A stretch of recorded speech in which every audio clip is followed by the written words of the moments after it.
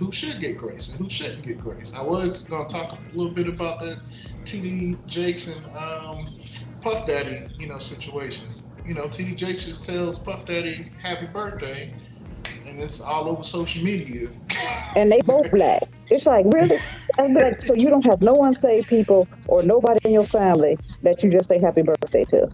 Your drunk uncle, hey man, what's the problem with telling somebody happy birthday? Lord have mercy. He just say happy birthday. I hope you have a good birthday, man. What?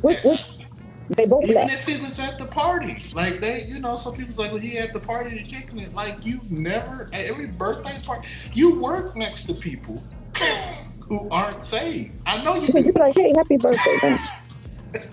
and I do respect how Bishop said one time, how are you gonna get anybody saved? You ain't talking to them. You won't entertain them. You won't get close to them. You won't talk to them. How are you going to engage them enough to even get them to listen to your ideas? You won't even raise your voice. Don't be talking to them. How are they ever going to get saved? How will they ever be influenced by a different way to live if you don't even encounter them, you don't engage with them, you don't do nothing with them? Nope. Exactly. Nope. Can you imagine if Jesus was walking the earth right now, the kind of people he used to hang out with? They would be dragging him in the media today. He would be getting drugged. They would crucify him way before he gets crucified. You know what I'm saying? He wouldn't even have a chance to go to the cross. Pharisees did. They did. They just didn't have the internet to do it. Yeah. Widespread, but it was the same treatment. It was the same situation. Taking a part of something, and he eating with the tax collectors. Sure do. He let a prostitute wash his feet. She washed his feet with her hair.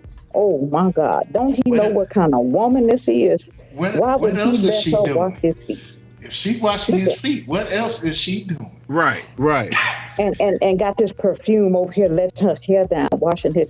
Jesus, he can't be the Messiah. He don't even know what kind of woman washing his feet. Oh my God, look at him. Oh yeah, it's the same people, different day. It's the same people. Just more access. Just more access.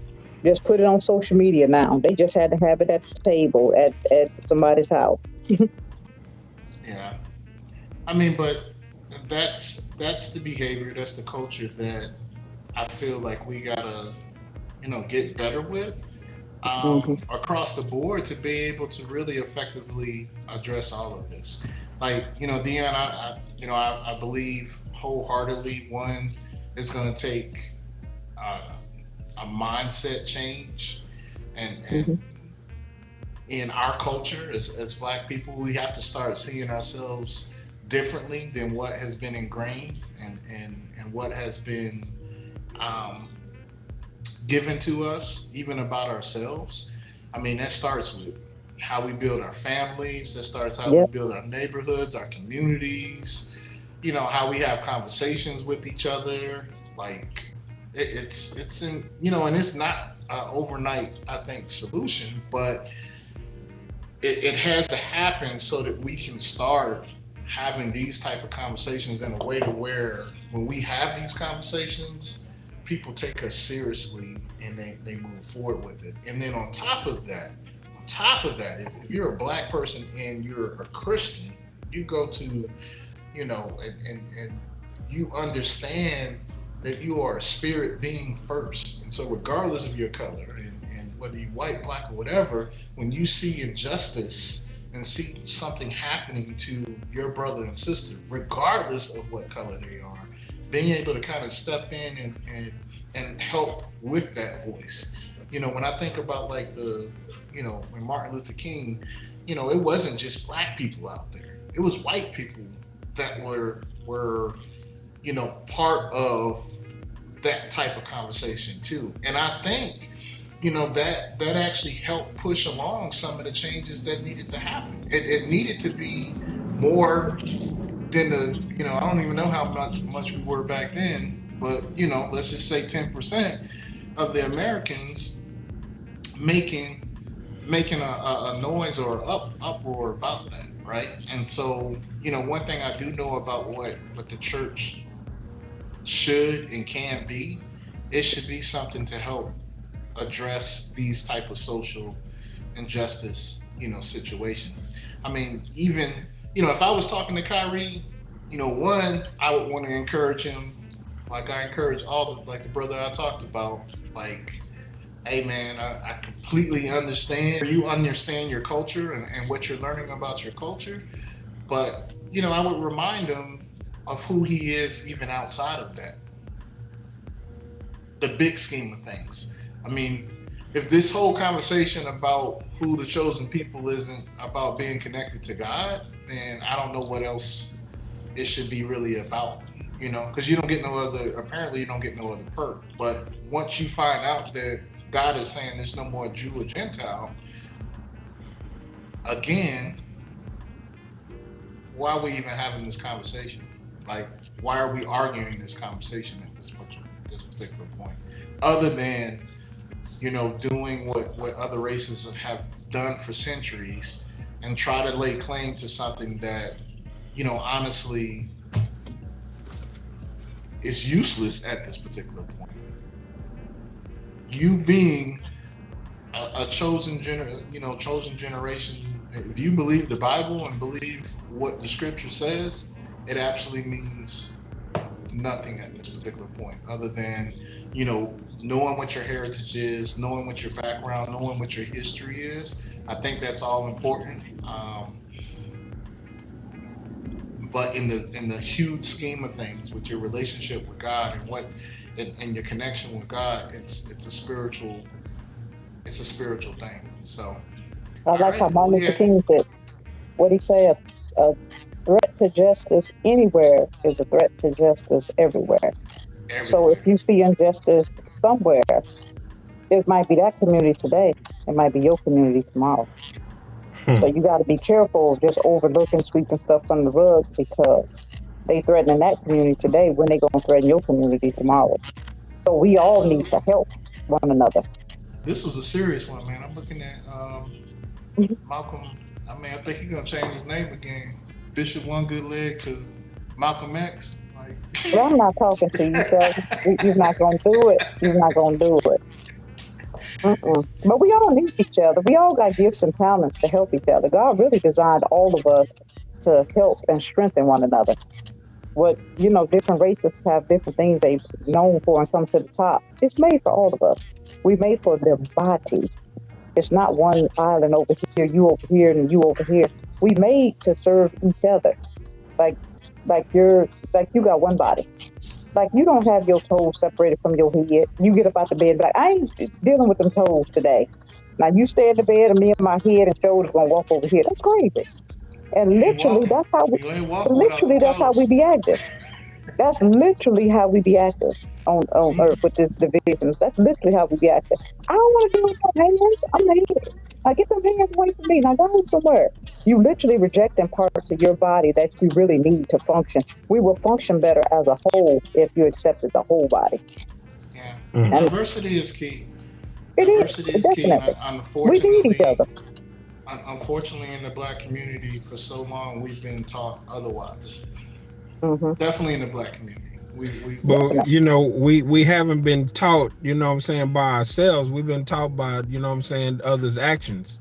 That's what I mean. At the end of the day, we've been, victimized for far too long, to just not be cautious. It upsets me sometimes when Black people treat me a certain way, when they respond to me a certain way, but I understand at the end of the day, because, it's learned behavior. It's learned behavior from all the atrocities that we've suffered over the years, and it's unfortunate that it's like that. We gotta do our part, to begin to change our mindset. I think it, definitely starts with, and I brought this up before, the way that the LGBTQ community has, been able to kind of get rid of their derogatory names, so to speak, to a large degree, because of how they themselves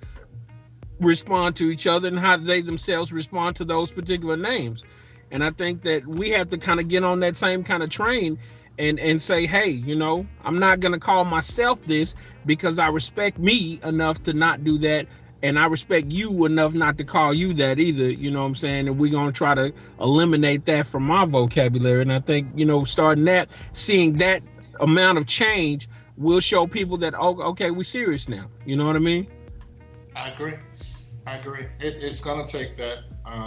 It's gonna take that level of unity.